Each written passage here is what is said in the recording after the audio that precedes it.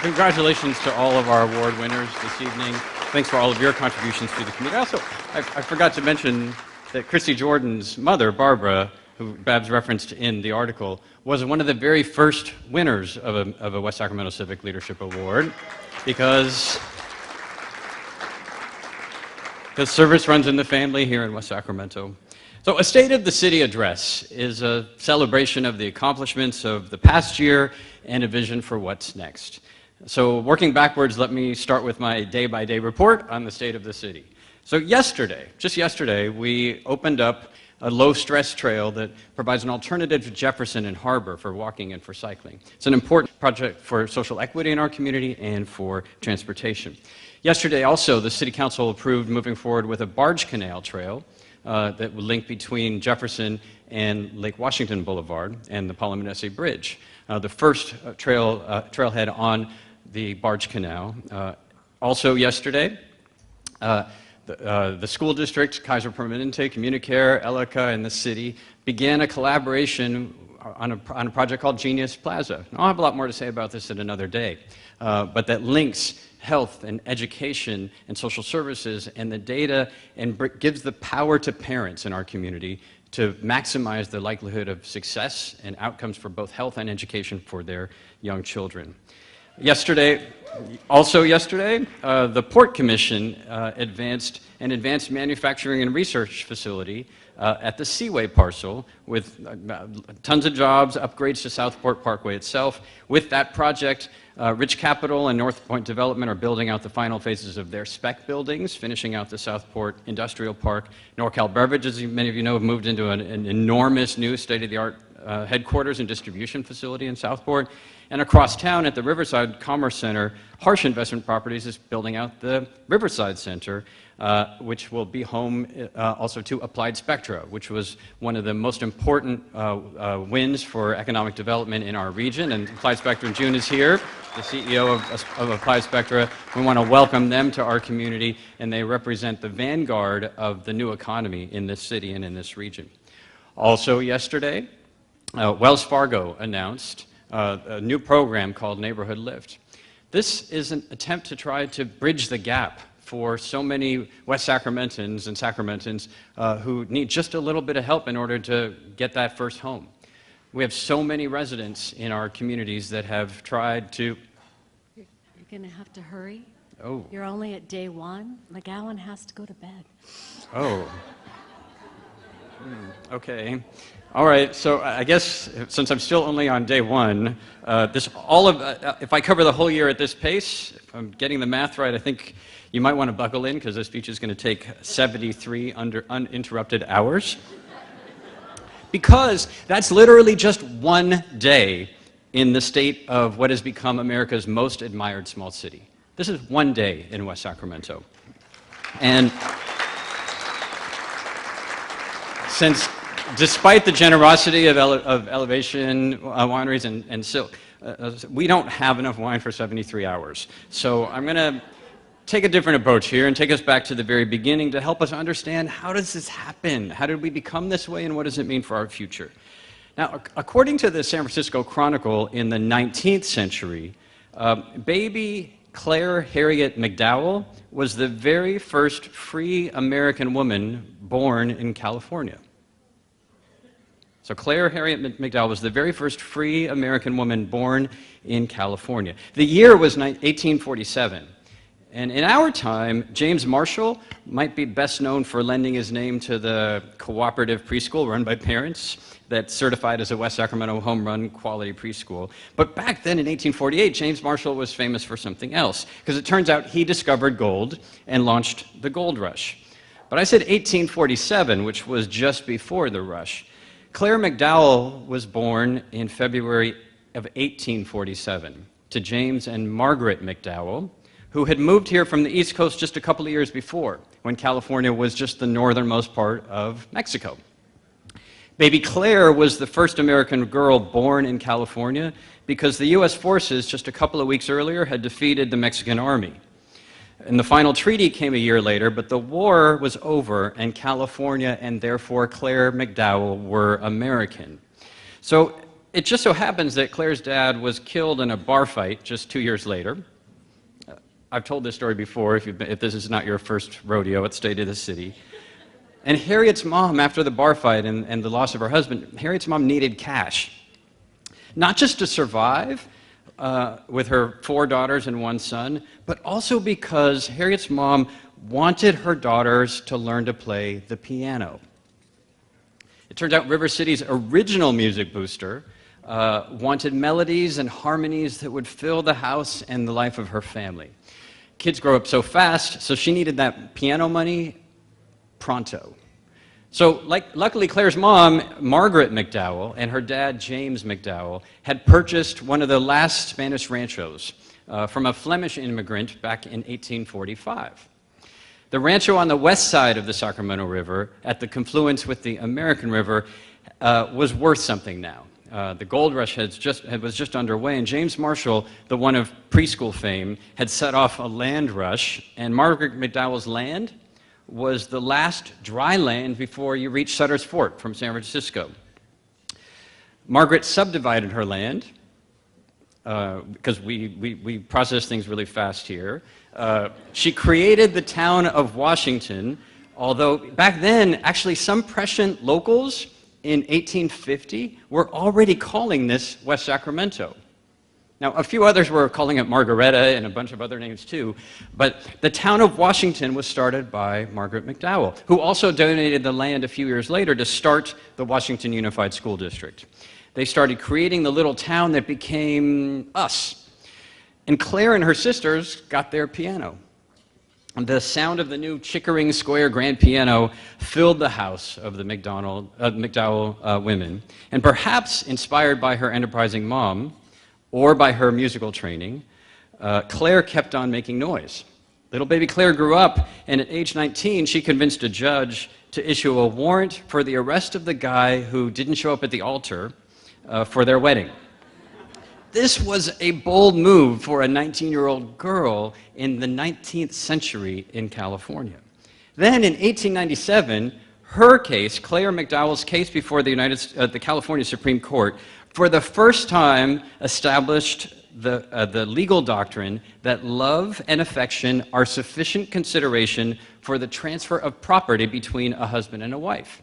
That a contract, the transfer of a deed is not null and void because it involves only love and affection. So the first time this was established in California law.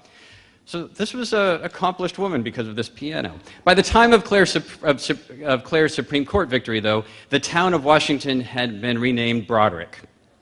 This is where yes, go Broderick, Christy. After the United States Senator, David Broderick, who died in a gun duel with a former friend who disagreed with him because David Broderick, as a senator, was staunchly anti-slavery and was insistent that California neither become a slave state nor follow any of the fugitive slave laws that were sweeping the country. That former friend who shot and killed Senator Broderick was the pro-slavery Chief Justice of the California Supreme Court, whose successor would rule in Claire McDowell's favor. So, you see, West Sacramento we're a unique place. We weren't founded by some publicly traded corporate master developer building out a cookie-cutter subdivision out in the boonies. No, we were founded by a 26-year-old single mom trying to buy a piano for her daughter. She created a place, a town, with a pragmatic, raucous, brawling, dueling frontier spirit, whose people blazed trails for civil rights, for justice, and of course, later, the right to enjoy a mule or a pint of beer during Prohibition. Now, from that founding moment at the outset of the gold rush, it took only 140 years for us to finally get our act together and become that city that Mike McGowan described. And from the moment of cityhood, it took us another 32 years to echo the legacy of Margaret McDowell. But today, now, for the first time in our history, women comprise a majority of the West Sacramento City Council.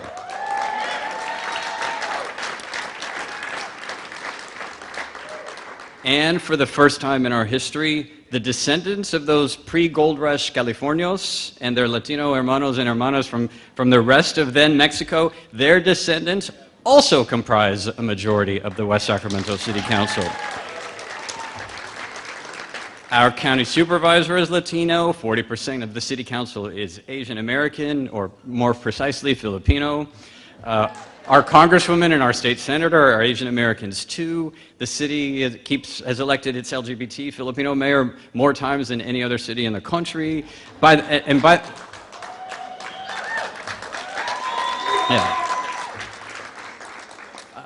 the way, my coming out in this very speech 13 years ago, and your acceptance and embrace and the journey that we've been on together, both in this room and throughout the streets and neighborhoods of West Sacramento, has been getting a bit of attention at the national level for these past few weeks. And it's because, like that fabled little butterfly in the Amazons flapping its wings and changing the weather all over the planet, it was salt of the earth, West Sacramento, flapping its wings of inclusion that helped set off a chain of events that transformed a country more profoundly than anyone could have dreamed. You did that. We did that. So thank you for your courage then and for your heart and support ever since. Now, the people of West Sacramento have elected what may be the most diverse city council in all of California, pretty much by accident. There was no plan, no slate, no faction, just by accident. An accident, though, that was enabled by our town's live and let live spirit, and our ethos of pragmatism. And it just turns out that diverse city council has been the one to deliver on the promise of our city. And it isn't just the elected officials. I think when Denise made the introductions of the city's department heads, if you're discerning, you might have noticed 5 of the 8 heads of West Sacramento departments are women. More than any other in the entire region. So is the superintendent of schools. And we're all proud to see Denise Stomke on the cover of Comstocks magazine. I think Margaret and Clara McDowell would be proud. Exactly 172 years now after Margaret McDowell gave birth to baby Claire, Myra Gonzalez gave birth to one of West Sacramento's newest residents. And Myra's here, and so is Isaac Gonzalez, who was born just a couple of months ago. And he's sleeping, yes,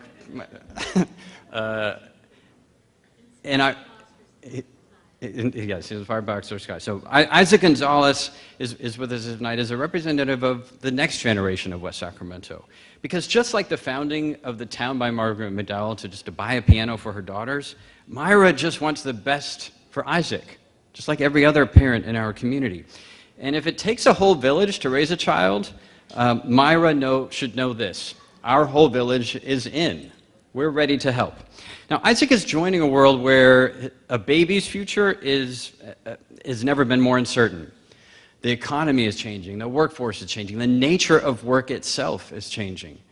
I happen to lead, along with the mayor of South Bend, Indiana, a national task force on automation and artificial intelligence, and we already can tell what's happening in our local community as jobs are being replaced, as some jobs are shifting to the gig economy. And the uncertainty about what the future holds has never been more profound. And it is why West Sacramento is leading the country with the West Sacramento Home Run.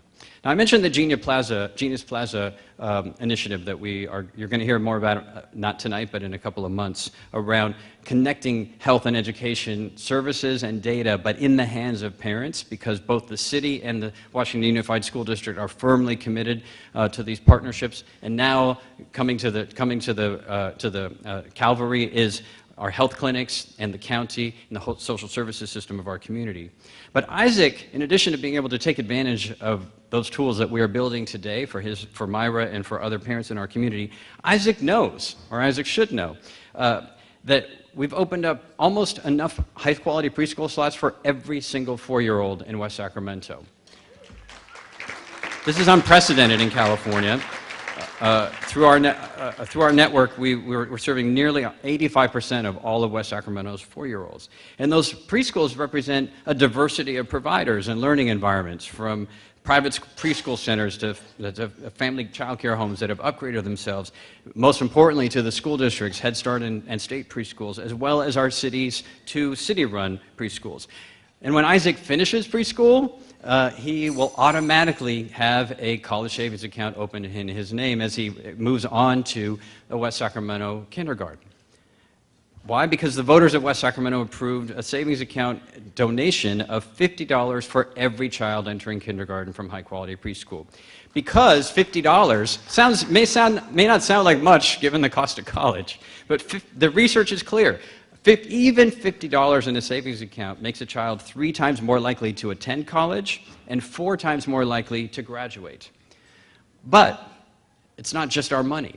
Earlier in this cycle, the State Treasurer John Chung came to Stonegate Elementary School here in West Sacramento to announce in the final weeks of his term as treasurer that he was allocating special funds to West Sacramento in order to double our $50 so that every child entering kindergarten would get $100 in their college savings account.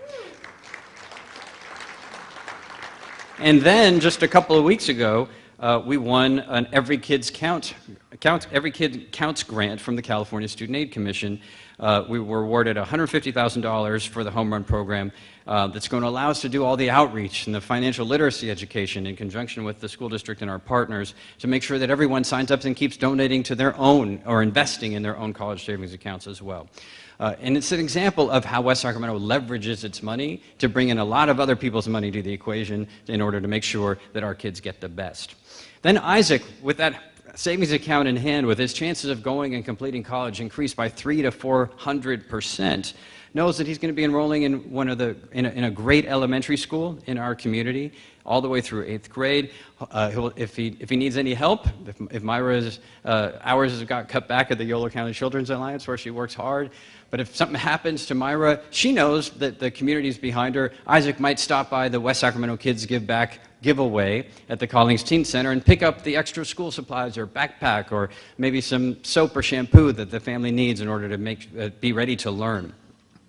Then Isaac, when Isaac reaches gets a little bit older, can sign up and be a West Sacramento STEPS intern, where he's guaranteed to come get a job in West Sacramento City Hall and work in a city department, public works or fire or transportation planning or the city manager's office, or through the West Sacramento home run internships that Denise talked about, the chance to apply what Isaac is learning in his college and career pathway at the high school in a local company just like Wallace Cool, where biotech or robotics or video production or culinary and hospitality, construction, the pathways that are here today and the pathways that are coming offer an opportunity for earning some money, but also for linking career readiness to the curriculum.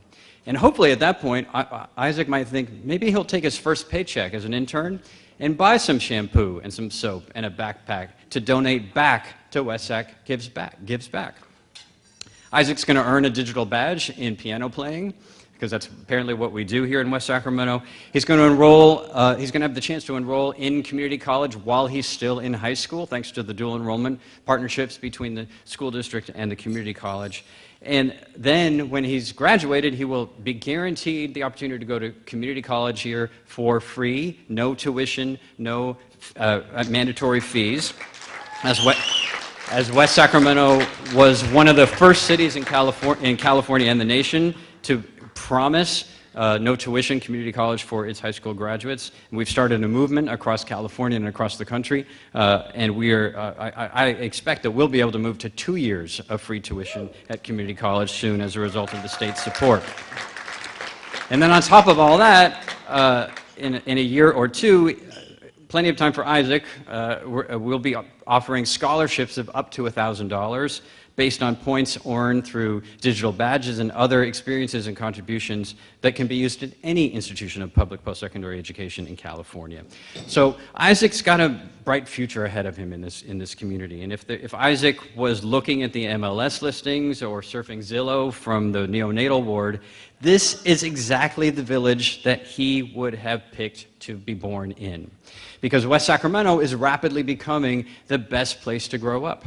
It's rapidly becoming the best place to raise a family. Now, there are another 42,000 West Sacramentans like you and me who probably are a little too old for starting preschool. And many of those 42,000 residents are struggling. They're struggling with economic insecurity, with hours getting cut back, with housing prices outpacing their ability to pay. Some of them have fallen through the safety net, and that's why we're not slowing down on our commitment to reduce the incidence of homelessness or the impact of homelessness in our community. You've already heard from our Mayor Pro Tem about some of the key initiatives that we've undertaken. With 69 folks in our community being served by the Winter Warming Center, with the Downtown Streets team providing work readiness, but also dignity and a sense of hope and possibility, with significant progress that we are now making towards building the very first permanent supportive housing project in West Sacramento, an 85-unit project on West Capitol Avenue developed with Mercy Housing. Now, it's working. Sometimes it's hard to find hope in these times, and particularly on issues that are tough and enduring like homelessness. But we just completed the census of homeless individuals in our community, from volunteers and city council members and others in the community who went out as part of an independent census, as they do every year, to check on what is the homeless population in our community. And for the last several years, the West Sacramento's homeless population, unsheltered homeless population, has stayed flat, about 82, 85, 86, 87. And this year it's down slightly. That shows it's working. We have not solved the entire problem, but we are holding the line where so many other West Coast communities are struggling with homelessness that is spiraling out of control. Here, through initiatives like Bridge to Housing and Downtown Streets and the Winter Warming Center and the affordable housing that we've been building, we are making a difference. Don't give up on our hopes of being able to tackle this challenge. And by the way, 80 to 85 to 89 people, well, that's about the number of people that we can keep serving in a winter warming shelter. That's how many units we're building of permanent supportive housing. That's how many people we can lift up through small programs like the West Sacramento Streets team. Right? This is not 10,000 people on the streets and programs for 100. We are meeting the challenge at the magnitude of the challenge with so many of you stepping up with resources, with volunteer time, with your hearts, and with your energy in order to make a difference, and I thank you. Now, that we're on the horizon of providing as many beds, housing units, and pathways to employment as there are unsheltered homeless folks living among us is possible only because the voters passed Measure E 3 years ago. Measure E, in addition to that, launched the West Sacramento Home Run and put us at the national forefront of education for kids. It also funded education and innovation and technology initiatives in our city, which landed us on a list of 21 smart cities to watch around the planet, putting us in the company. The other 20 cities included Austin, Texas, and Amsterdam in the Netherlands. West Sacramento's in some pretty august company. Measure E provided the local match for the biggest road rehabilitation and pothole repair program in city history that is starting now with West Capitol Avenue and with the State Streets neighborhood. And following up on the tremendous impact of Measure E on improving our community and leveraging all these outside dollars, much, much more than we invested locally, the voters last year passed Measure N. Half of Measure N is being used to make us more competitive for recruiting and retaining the best quality police officers in order to protect our community. And the other half is for inclusive economic development and for community improvements that tackle exactly that economic insecurity that challenges too many of our neighbors. Neighbors that aren't necessarily homeless, but are one medical bill or traffic ticket away from becoming homeless. Or maybe they're scraping by, but with a part-time job coupled with driving late night and pre-dawn for Uber or Lyft. Or maybe they've been diligently working hard, saving and sacrificing to buy a home in the community in which they live, only to find that each time they go back out, house prices have gone up faster and faster than they can save and sacrifice.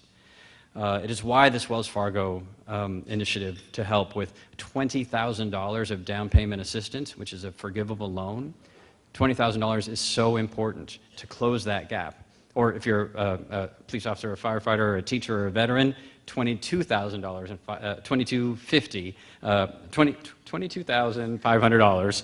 Let me get this right. And before I go on, if you're thinking about doing this, May 13th is the day to sign up for the big event in order to qualify. And this is the very first time that West Sacramento has been included. This is a Sacramento County-based program that we tricked them into thinking West Sacramento was just part of Sacramento County. This one time only. Please don't tell our friends in Davis and Woodland, but we want all the money. We want all the money in West Sacramento in order to improve affordability in our community. Now, if we get all the money, though, we will have some challenges, and that is that we don't have enough inventory. Right? Even walking around with a $20,000 extra down payment in West Sacramento, it's hard to find a house that you can afford, that a family of four making $85,000 and therefore qualifying for that $20,000 down payment assistance, it's hard to afford any home in West Sacramento. And I don't just mean behind the gates or on the lake, anywhere in West Sacramento. So we have to be building more. We have to produce more housing as a community. And on this, I think we all agree at the city, in City Hall with the efforts of the governor and others to dramatically increase housing production across the state, in our region, and certainly in our city. And we're firmly committed to accomplishing that. But I also want to say this, that we have entitled for development in our city a little over 10,000 housing units that have not been built. 10,000 units that have not been built, that have gone through our planning and zoning processes, they've been fully entitled, but they haven't been built. 10,000 units is about 50% of all of the housing units in the city. And so just for context, housing builders and developers and others have the legal authority to go right now and increase the size of the city of West Sacramento housing stock, all of it, by 50%. So when you hear that the problem in housing production is just recalcitrant cities that aren't zoning enough for housing, we can't zone more housing than anyone will build. Well, actually we can. We have zoned 10,000 of it.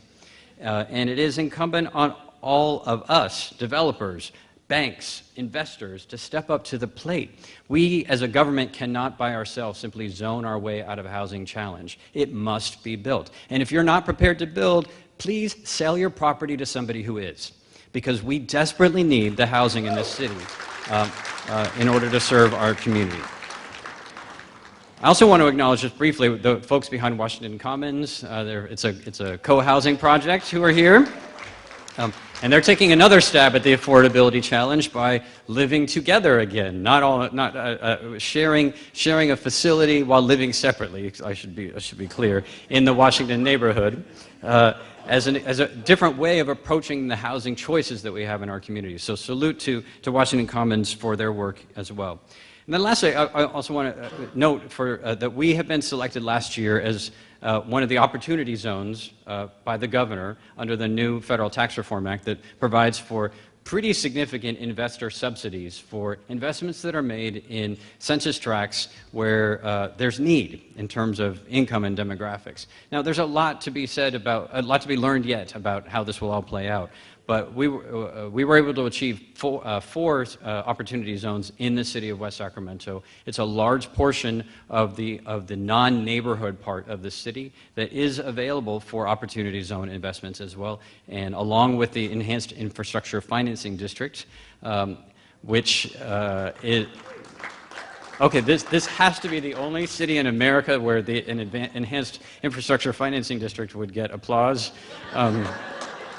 But it deserves it. It deserves it. West Sacramento was the very first city in California to enact a post-redevelopment alternative, a superior alternative called the Enhanced Infrastructure Financing District. It was no surprise because it was our city manager who helped write the law in order to enable it. And that district allows us to continue with the investments that we know are needed in order to spark economic and inclusive economic development in our community, now married together with the opportunity zones. And we're seeing results already throughout the community. Let me start and focus on the waterfront. Many of you have participated in the design work around the replacement for the I Street Bridge. whose name we don't know, except that it will not be the I Street Bridge because it connects to C Street here and to Rail Yards Boulevard on the other side of the river. But design work is continuing on that project and the I Street Bridge deck conversion project on the existing bridge on its heels. And we're committed that both projects are going to proceed on the same schedule so that they can both be completed and opened together. Just up the street from the I Street Bridge is the California Indian Heritage Center, which, thanks to Governor Davis and the tribes and the state legislature, has an infusion of $100 million right now to get started. Last night I signed the 500 documents in order to make that project a reality, and we are moving forward. In addition to that, we won a grant to help implement new streetscape improvements along 3rd and C Streets that are going to better connect the neighborhoods to the riverfront, but also connect them to Westside Coffee and to the Calsters building and to La Crosta and to Stone Music and to Devil May Care and to Edible Pedal and to Burgers and Brew and really help to continue the acceleration of the success of that district. We just completed the Washington and Grand Gateway infrastructure project, $12 million of investments that came to the city because of our commitment to affordable housing. The state, we won those dollars because of our work and support for affordable housing, and those dollars have created the biggest facelift of underground infrastructure, but also streets and sidewalks, the very first bike lanes ever, public art in the Washington district, that original oldest neighborhood that Margaret McDowell mapped for her piano.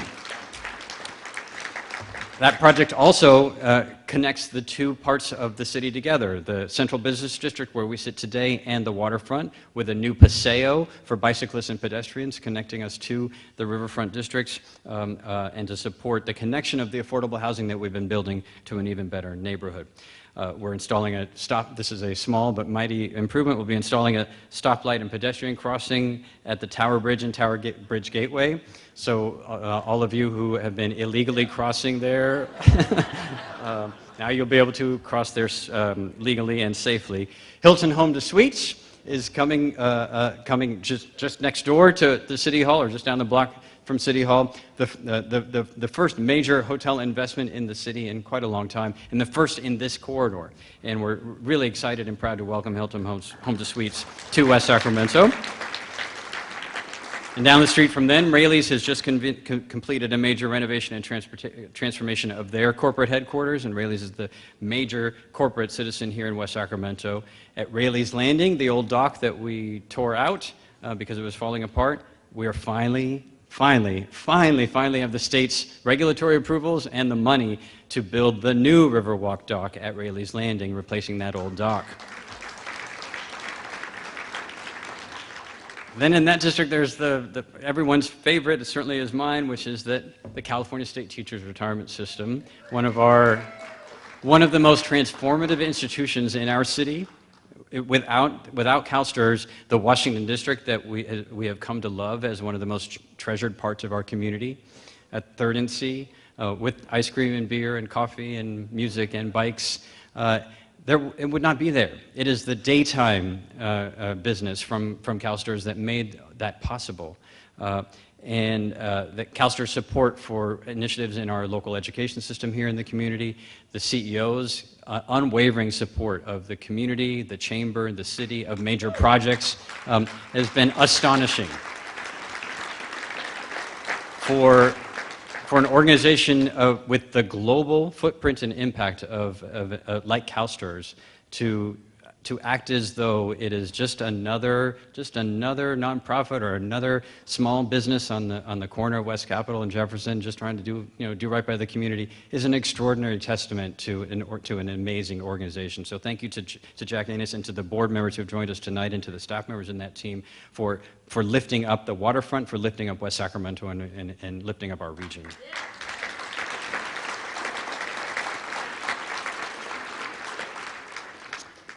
And they haven't stopped.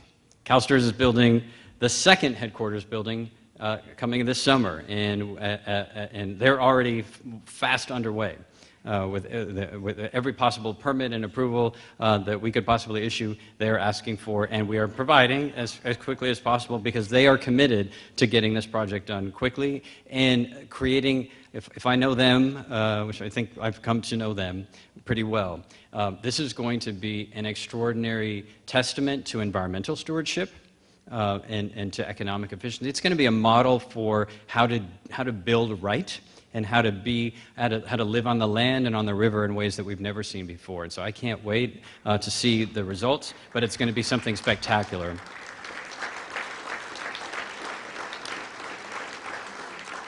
And maybe CalSTRS has inspired their next-door neighbor, the California Department of General Services, because they've renewed their lease on the Ziggurat building, keeping about 1,000 jobs here in the community.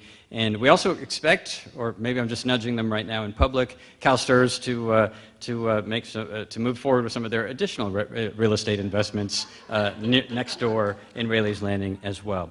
So the Rayleigh's Landing district is on the up, but the Bridge district is close behind. The barn has become an instant institution, reinvented even from when it first opened as an invaluable, cherished gathering place in our community and throughout the region. The Mill Street Pier was completed just down the street with this sculpture behind it lighting the way. The bikeway under the freeway at Riverfront Street is going to get built this year to provide safe biking and walking and strollering and wheelchairing right where that freeway entrance is. And with the major investment plan that Mayor Steinberg proposed last week and that the Sacramento City Council gave the green light to earlier this week, we are moving forward together with our partner across the river on the largest portfolio of investments in the riverfront that has ever been seen in the Sacramento region. And so we are extraordinarily excited about partnering with Mayor Steinberg and to continue the build-out of the Bridge District, which, of those 10,000 units that are been entitled, most of the construction in the city is occurring right there in the Bridge District. And I don't know if Fulcrum Property is here, but if you are, thank you for building. And keep at it.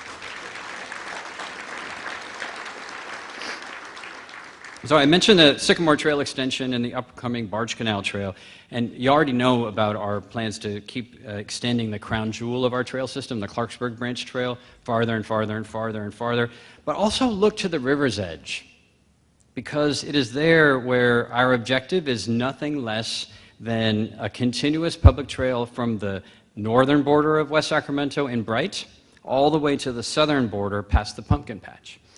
The North Riverwalk Extension Project is the next phase of this. It's going to connect the Riverwalk at the I Street Bridge north in front of CalSTRS up towards the Broderick Boat Ramp and ultimately the California Indian Heritage Center. The California Indian Heritage Center itself will have contribute to the trail system too, and we intend to build the same trail system down through Pioneer Bluff and through the Stone Lock. From border to border and beyond, in partnership with the Delta Protection Commission and its chair, our own Oscar Villegas, will be making West Sacramento the gateway to the Great California Delta Trail and all the way into the Bay Area. And also the Golden Spike, linking the Delta Trail to the American River. And beyond, with our friends at Union Pacific and across the river as we move forward with the I-Line Upper Deck project on the I Street Bridge. Now, it turns out trails were the standout surprise of our big, extensive community outreach for the Parks and Recreation Master Plan in the city. Trails, number one, top of the list. They became part of Measure E as a result, and we are delivering. Now, at last year's State of the City address, we had a bicycle here. And during this, we launched two mobility innovations that broke the mold. So here's how we did, and here's where we're going to go next. First, we launched a year ago West Sacramento On Demand with Via, which at the time we described as the love child between the bus and Uber and Lyft, where you could ride point-ish to point-ish for the price of a bus ride, anywhere in the city. And it has turned out to be one of the most successful microtransit projects in all of America, all of the country. We've delivered more than 50,000 rides in less than in 1 year of this pilot. More than 50,000 rides. Our review scores are like 4.9 out of 5. for the service. It's been featured by AARP. It's been featured at the U.S. Conference of Mayors. It was featured at South by Southwest. It's been featured all over the country and in the world as a possible hope for dealing with the challenges of mobility and affordability, and finally treating people who don't have cars, for whatever reason, with some sense of dignity. That it is not okay to expect folks to take an hour and a half to get from Bright to the recreation center or to the Nugget Market because we don't respect your time, because we don't respect your journey through the day. That this microtransit project is changing people's lives in fundamental ways, in ways that we did not expect. So yes, it is reducing the use of Uber and Lyft in our city pretty dramatically. In fact, most riders of all ages report that they're using Uber and Lyft a lot less before as a result of this rideshare project, microtransit West Sacramento on Demand. It's also reducing the use of the mom shuttle, or the parent, what better be the parent shuttle, right? So that teenagers are able to get more places than they could get before, and parents are unburdened with having to do it. And that means, it means a lot of things in terms of family quality and time, but it also means that young people can get internships. That has been the #1 barrier to paid internships, has been able to get to the job. It means that young people can stay after school, play that piano, get tutored in algebra. It also means that the parents can stay at work and keep earning money. It means that parents can live their own lives. So it's been a dramatic improvement in terms of making it possible for kids and teens to get around.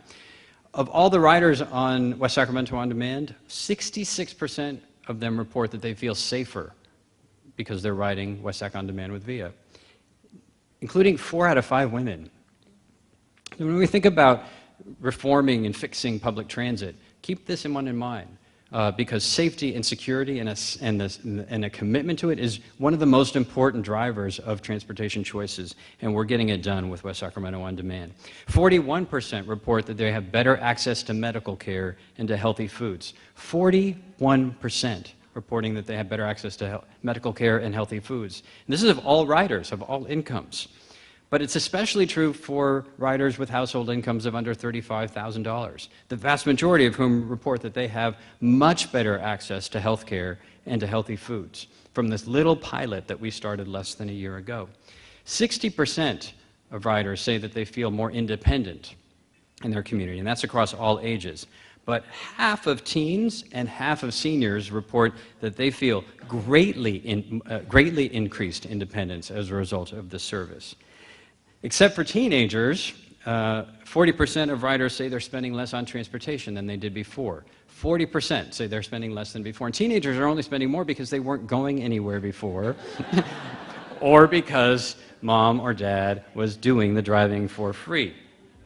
50% say that they're visiting more local businesses and engaging in more social connected activities.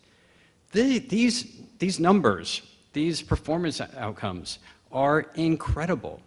And we did this for mobility purposes, but we are changing the game in terms of youth economic opportunity, seniors feeling isolated at home, access to small business and to health and to nutrition at rates that would have been unimaginable when we began this pilot. So the West Sacramento On Demand via pilot is at South by Southwest and the Conference of Mayors and AARP for good reason. It may be the most promising mobility initiative in the country for solving some of the most entrenched social and economic problems that communities like ours face. This year, we've decided the pilot's not over, but we pretty much know this is an unqualified success. And so I'm pleased to report that this week the West Sacramento City Council approved a contract extension to continue West Sacramento On Demand with VIA past the pilot period. And to extend the hours on Saturday night because Councilmember Chris Ledesma says that apparently the River Cats games aren't over by 9 o'clock, and so folks need to get home. And we'll be operating on Sundays as well. So that was one. The other mobility innovation that we launched last year, right here on this stage, was Jump. The Jump bikes, which as soon as we left this room and people started riding those bikes, what we saw around our community was something we couldn't have imagined. We saw people, every single rider that you would see, wave and smile. at each other, at everyone. The joy of moving, the joy of the journey, the joy of discovering, the joy of sharing a place together was not one of our metrics. We were trying to reduce climate change emissions. We were trying to reduce traffic. But instead, what we unleashed and what we recognized was that transportation and mobility are much more than that. They are about connection, they are about place, and they are about people. We then expanded the jump system to include most of the city. We had begun in the poorest parts of West Sacramento and the waterfront. And when we started, the research said, no, you shouldn't be bothering with areas that don't have a lot of tourists and visitors, because people like that don't drive, they don't ride bikes. Well, we said, well, but people like that, when you say people like that, you mean people like us. And maybe it's just that there aren't bikes in those neighborhoods. And if we create the supply, maybe the demand will come. Well, that is exactly what happened. We've seen more biking in all neighborhoods of the city than ever before. This is not a millennial phenomenon, it's not a waterfront phenomenon. Jump has been a citywide phenomenon. And the deployment of the Jump scooters, and I'm not going to take a poll here to see how many have tried the scooters, because this is a more conservative audience. But the Jump scooters are equally popular. And in fact, the Jump bikes and the Jump scooters together are West Sacramentans and Davis, the participants in this joint initiative together. We are taking more Jump rides than Uber rides. This is the only place in America where that's happened, but what it shows is that our bias of pessimism, that people just will never change, and we need to, people will never not use their car to get around. People will surprise you. I've surprised myself. I own a bike, but I still love riding the Jump bike. And I've seen folks in this community, the head of AARP, who I thought, well, maybe I won't talk about scooters. She's like, I love the scooters. I can get anywhere I need to go.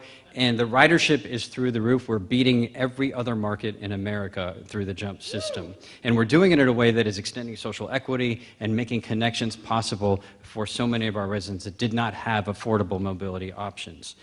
Now, mobility innovation is not for the meek. At first, even the bike advocates strongly opposed a dockless bike share system like we ended up having. And the bus drivers union and the transit establishment, they're campaigning against the West Sacramento on-demand service with VIA.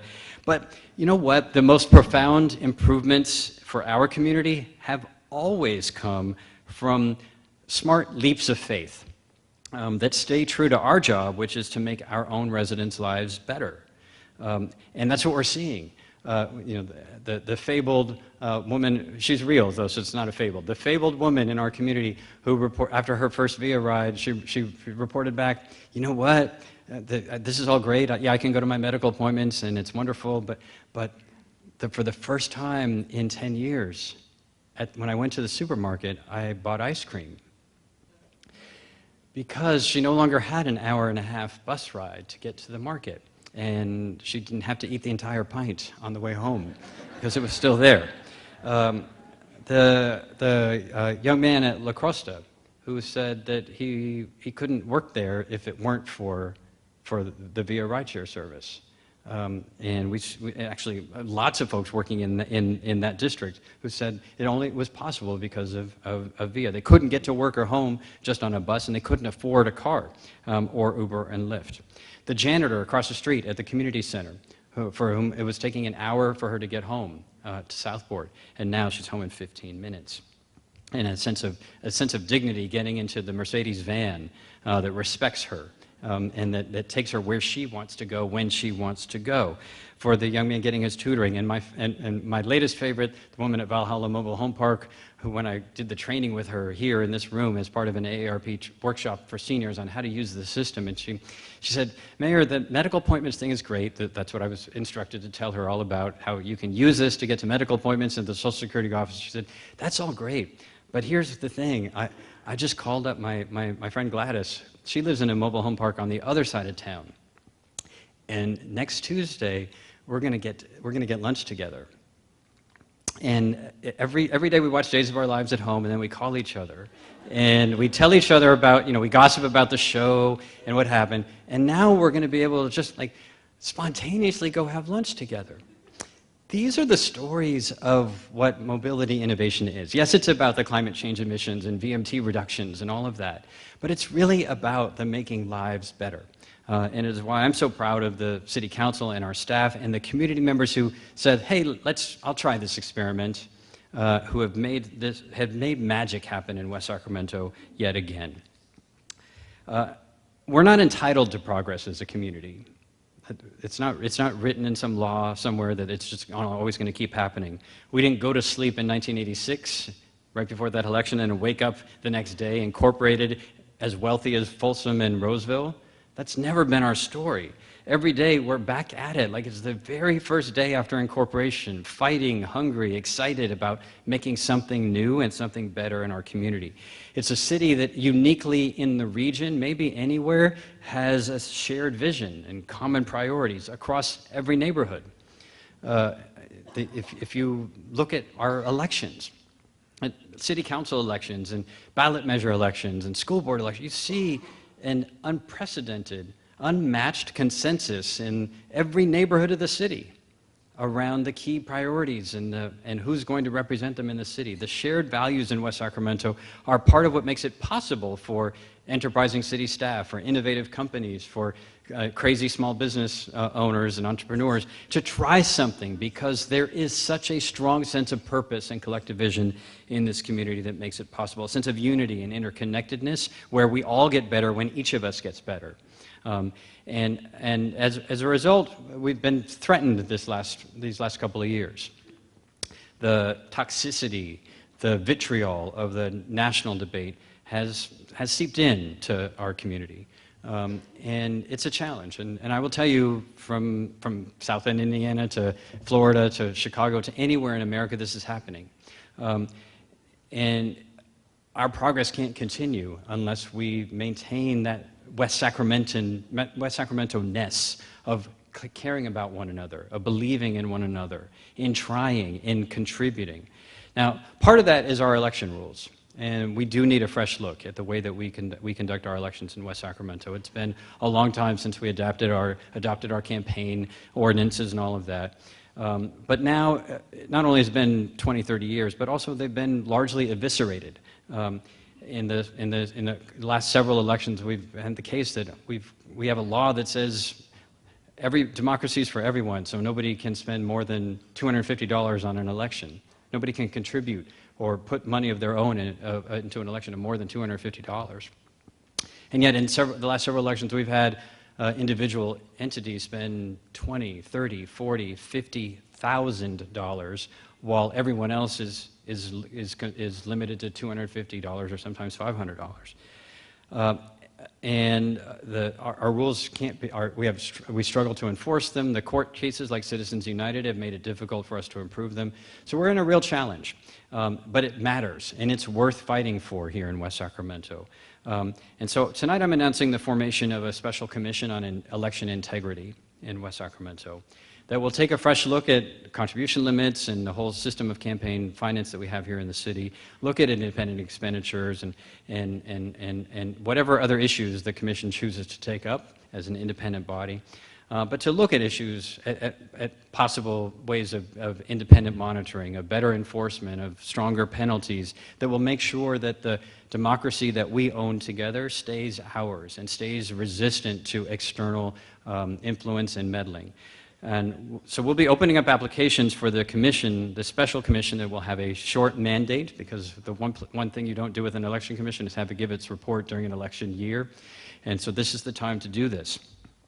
And we'll open up applications and then assemble a group of local citizens who are firmly committed to the integrity of our elections and can bring skills and talents to the table to help us solve some of this challenge.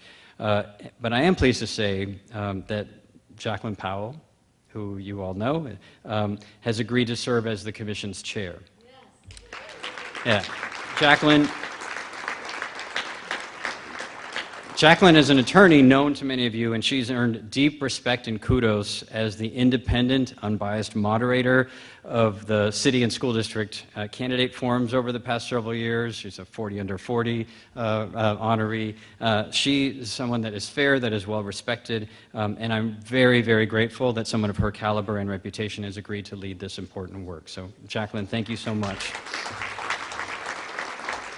Now, of course, rules and enforcement and procedures, they can't heal the infection of our local discourse by the rage-filled, divisive, winner-take-all, dogmatic, polarized politics of the national level. We have to heal ourselves, and so we also have to learn together. So tonight I'm also announcing that we're going to be creating a Civic Leadership Academy that will provide opportunities for a broad group of West Sacramentans to learn and to participate and to dig into budgets and to policies and ask the why and the why not questions and to understand better how we can all govern together. Because isn't that what a democracy really is? It's not us shouting opinions at each other. In a democracy, we all have the responsibility to consider the trade-offs, to consider each other, and to make good decisions together. So look for news about the upcoming Civic Leadership Academy. But more important than the rules, the enforcement, the learning, we have to meet each other in today's version of the town square. At the citywide equivalent of the Thanksgiving table, where we have that one obnoxious, opinionated uncle that makes you just want to leave the family, but you can't. And that's what we have to be. Right? We're in this forever together. Our families, our homes, our future is together. And it's why we have to keep gathering. It's why places like the Barn are so important, or West Side Coffee, where I'm at every single morning, gathering with people, the Pheasant Club, Kickin' Mule, Rayleigh Field. I mean, they're so important as the places where we connect, where we understand, where we collide with each other's opinions and values and experiences. We have to play together at the LaFive Indoor Soccer Facility that has just opened up, at Memorial Park, in the Little League, and at Bright Park, at soccer. We have to ride via and talk about days of our lives together. We have to interact with one another as a community. It cannot be solved just by rules, and it can't be solved by unfriending people on Facebook. We have to act together through things like the Mercy Coalition, or the Yola County Children's Alliance, or Bridgeway Play, or the Broderick and Bright Community Action Network. We have to stand up and walk that journey and take action together to make a better community. So if Captain America had been frozen in ice in the freezer over at Tower Mart with Marty Swingle, if Captain America had been frozen in that freezer 30 years ago when we incorporated, and he just got thawed out, awakening to all the unexpected and wondrous changes that have happened in the modern world, perhaps the thing that would surprise him the most, amaze him the most about West Sacramento would be this. For the last half century, West Sacramento's identity was, as Mike McGowan said in some respects, in no small part defined by a gaudy billboard at the river, at the crossing of the Sacramento River, this billboard that announced 1,000 motel rooms. And so much of what Mike McGowan described was wrapped up in that billboard. It was a reminder every day, the unavoidable reminder of what our reputation was. As a young kid on the city council, it was the #1 complaint that I would get all the time. Do something about that billboard. Now, many of those motels were seedy, unsafe establishments for prostitution and drug dealing, and that billboard, as a result, became a source of shame. And then right before that 47-year-old billboard was about to be eligible for historic landmark designation, the Motel Association agreed to replace it with a new billboard that, instead of 1,000 rooms, announced 30 motels and some candy on the pillow. An improvement in that billboard. But still, it was tough. So I think if I looked at it today, if we took Captain America over, what he would be most shocked at about... Are you taking pictures of it? What he would be most amazed by is that instead of that mark of shame, we have a moment of heritage and pride in how far we've come, which is that 30 Motels is now a double IPA beer by Drake's at the Barn.